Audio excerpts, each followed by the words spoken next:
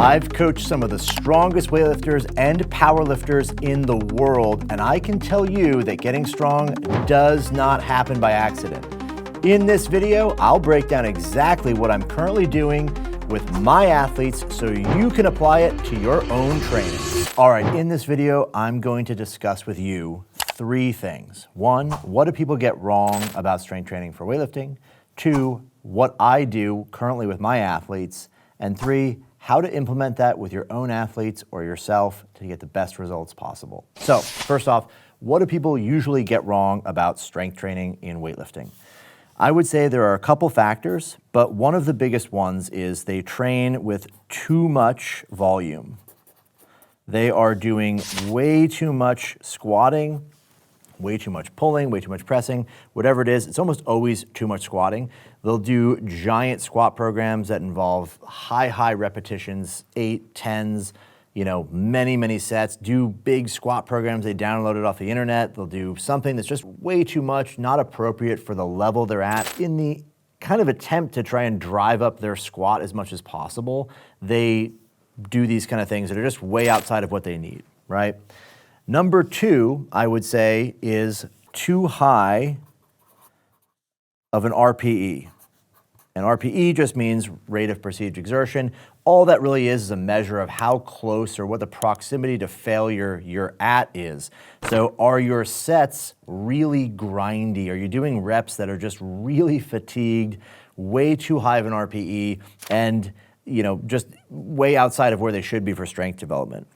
Something to remember is that as you get more fatigued throughout a set and the bar starts moving slower, that's a byproduct of fatigue. You're producing less force. If you're moving 100 kilos at 1 meter a second, and then you're doing 4 or 5 more reps and you're producing less force so that 100 kilos moves at 0.8 meters a second, you're not developing much more strength. So it's not the best situation to be in doing really heavy or really grindy, slow reps as a byproduct of fatigue. And that's what I mean when I say we're training or people are training with too high of an RPE. They're going not too heavy, but they're doing too much work outside of the range of really productive strength development. So we want to avoid that. That's a big mistake that a lot of people make. Number three is they are potentially doing strength training in too much of a segmented manner. So they're doing a block approach. So block, periodization, too much.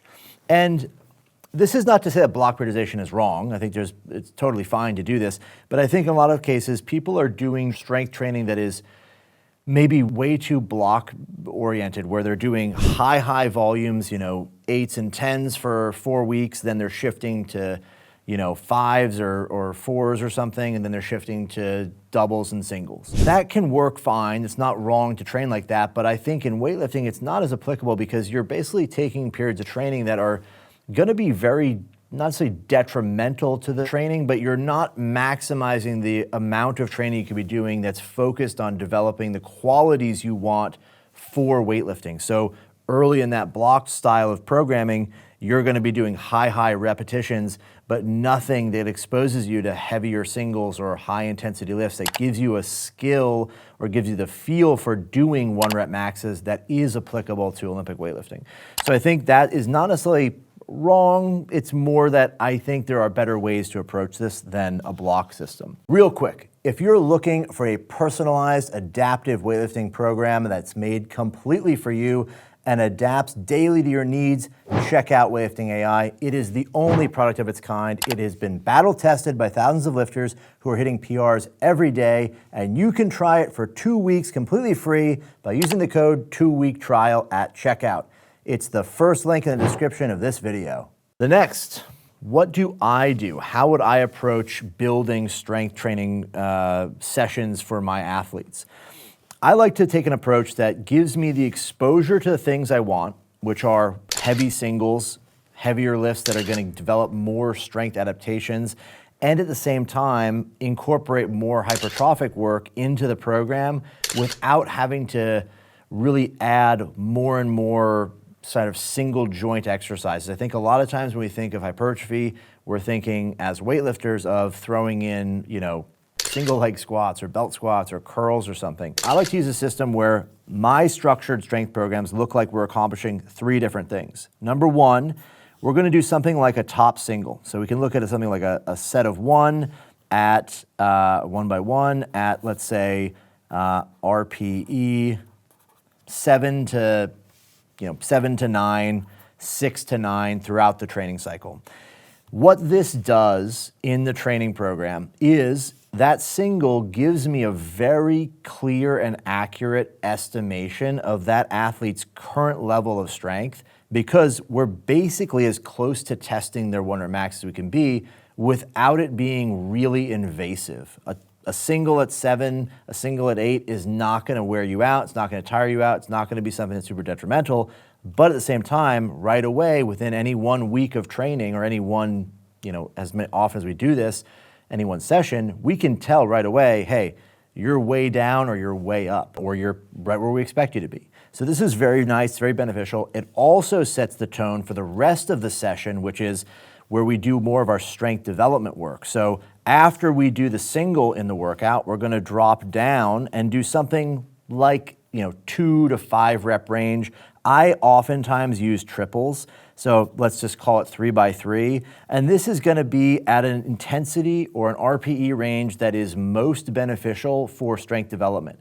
So we don't want this to be really, really light, where it's maybe at, say, 65 or 70%, but we want it to be heavy enough that we're building strength. So more intensity is always going to be the mechanism of overload for strength development. But we also don't want the RPEs to be so high that we're getting into that range we talked about earlier, where they're grindy and slow from the fact that they're so fatiguing. So generally this is gonna be something, close to the range of like, let's say 75 to 85% in the RPE range of, somewhere between 6 to 8. I know this seems kind of 6 to 8 RPE.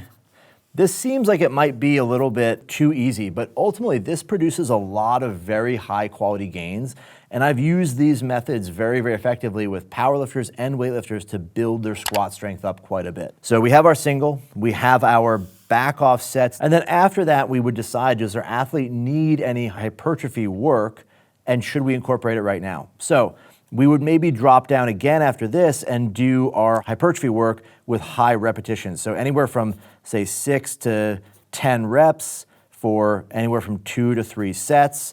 And this is gonna be at an RPE of 8 plus. And the reason for that is we know that being in that higher RPE range is generally gonna be a little more conducive to hypertrophy. It's not that it's super important to be there, but closer to failure, and the proximity to failure is a little bit more indicative of hypertrophic work than doing, low RPE kind of strength work with high intensity. So we have 3 different segments to the session. Number 1 is our top single. It is a very good method to establish readiness and the current athletic ability. Are they stronger today? Are they weaker? Are they more fatigued? If we're doing our RPE 7 and it's going up in weight each week or going down in weight each week, we have an idea of where they're at. The single is also potentiating. Doing that heavy single makes the rest of the work slightly easier and a little bit more productive. So this whole structure really works well together. The second part is we've got our back off sets that are strength focused. They are lower repetition ranges than the hypertrophy work, but they're higher volume than the strength work because we want to accumulate some training effect here. A single at 7 to 9 is really not gonna do a whole lot. It's more representative of what the rest of the volume and the training has produced. So these triples here are focused on high quality strength work that is very easy to execute, but produces good results. So triples between 75 to 80%. They could be slightly higher, slightly lower. That's dependent on the athlete. But RPEs in that 6 to 8 range, again, there's play there. You could go a little bit higher than that. You could do these a little bit more, but I would avoid doing these triples reaching up into that 8.5, 9, 10 RPE range. It's just not gonna be as productive. Granted, you can do that, less often, less frequently, but in general, most of the time we wanna spend our time in a very manageable place. And then finally, at the end of the session, you've already done your practice work there. You've also already done your strength work. Now it's time to do any kind of hypertrophy work if you want it or you need it. So 6 to 10 rep range is really effective for this. It can be higher than that as well. I wouldn't go a lot lower than that because I feel like when you get into the 5 or 4 rep ranges, the RPEs are going to climb up a lot. The intensity is going to climb up a lot. And you're going to start doing work that at this point, if it's lower than 6 reps, is going to be heavier than the work you did before. And potentially, if you're doing RPE 8, 9, 10 with sets of 5, you're basically doing starting strength, and no one wants to be doing that. So this is really effective for strength development, really effective for hypertrophy development here, and this all feeds well into a system of training that can be adjusted as you go from one phase to another. And I'm going to show you how we do that now. Instead of a block system where we would have just broken all those 3 things up, we're using a concurrent system where we're doing them all at once. If you're, say, in an early hypertrophy phase, we've got our single 1 by 1 at, let's just say 7, and then we have 3 by 3 at, let's call it, 6. And then we have our hypertrophy work, which is, let's say, 8s at, 3 sets. And you're at 9, you've got the ability here to now adjust the amount of volume in any one of these different components of the session and get a different result out of it. So if we have a little bit more of a focus on work capacity and hypertrophy, we can bump this up to 4 or 5 sets, and we can keep these at a relatively low level. We could even drop some of the strength work down to maybe just doing 2 sets here, and then have more of our volume focused on the hypertrophy effect, if we need that, if the athlete needs more of that. If you're in a strength phase, you can do something like 1 by 1 at 7, and then you might have 3 by 4 to 5 at RPE 6 to 7, which is going to be a lot more training for basic strength where you're really spending time and doing a lot more volume in this strength work. And then maybe you only have 1 to 2 sets of your hypertrophy work. That's not an ampersand. That's not an at symbol, I guess. RPE, 8 to 9. So we can adjust any one of these levels if we need to get a little bit more of the stimulus we want. We can also customize and adjust this to the athlete as well. Some people just don't need a lot of high volume work. Some people benefit from high volume work. Some people are going to get stronger from different rep ranges or different combinations of volume here. So it's easy to adjust this, while at the same time, throughout the training cycle, you're always getting exposure to the things you need, just in different doses. You're not getting away from these different kinds of training stimulus or different kinds of training goals, where in a block method, you're basically going to do this one, then this one, then this one, and you kind of lose that ability to really dial that in. The final thing I would say is, let's say you're in peaking or you're in a period where an athlete doesn't need to do a lot of volume or can't do a lot of volume, you can make an adjustment where you might do a single, or you might do a single times 3 to 5 singles at RPE 7 to 8, where they're a little bit heavier, it's more focused on maximal strength. Then your back off sets might be 3 by 3 or 3 by 3 to 4 at your RPEs that are lower, 6 to 7. And this allows you to stay focused more on the high intensity lifts, more maximal strength, not as much volume, not quite as much fatigue or as much stress as you would get from having a bunch of hypertrophy work in there. But this could be used in a place where maybe you're getting close to competition, maybe it's peaking, maybe your athlete just doesn't need to do much hypertrophy work, so you drop it all together and you focus mostly on the singles and some back off sets. So it's not really anything magical, but basically this methodology, in my opinion, is the best way to structure training that gives you the ability to really dial in someone's program specifically for them and adjust it phase by phase without having these really big swings between block A of hypertrophy, block B of strength, block C of peaking, and it's just this degradation of volume into the competition where you're doing 10s and 8s, then you're doing 5s, and you're doing 3s and 1s.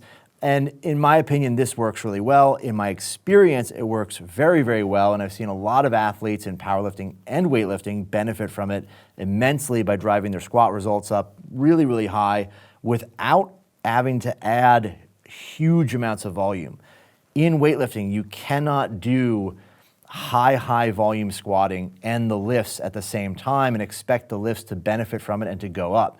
So if you want to develop strength in weightlifting, you have to do it strategically, and you have to do it in a way that your sessions are going to be beneficial for weightlifting and for strength development without negatively impacting the Olympic lifts to a point that you have to reduce them so much that you're just doing a squat program and then coming back to the lifts again later. So this accomplishes that. It's a great way to build out a program. It's a great way to do your strength training in a way that is going to be sustainable, and you can do it year-round like this with adjustments to the actual distribution of those loads in the session and not have to worry about a period of time where you have to reduce snatch and clean and jerk volume so much that you're just doing a squat program and then you come back to it and you have this 2 steps forward, 1 step back kind of approach. I like it this way, and I think you will too. Give it a try and let me know how it goes. If you like this video, like and subscribe and check out my other video in this series on how to program for the off season.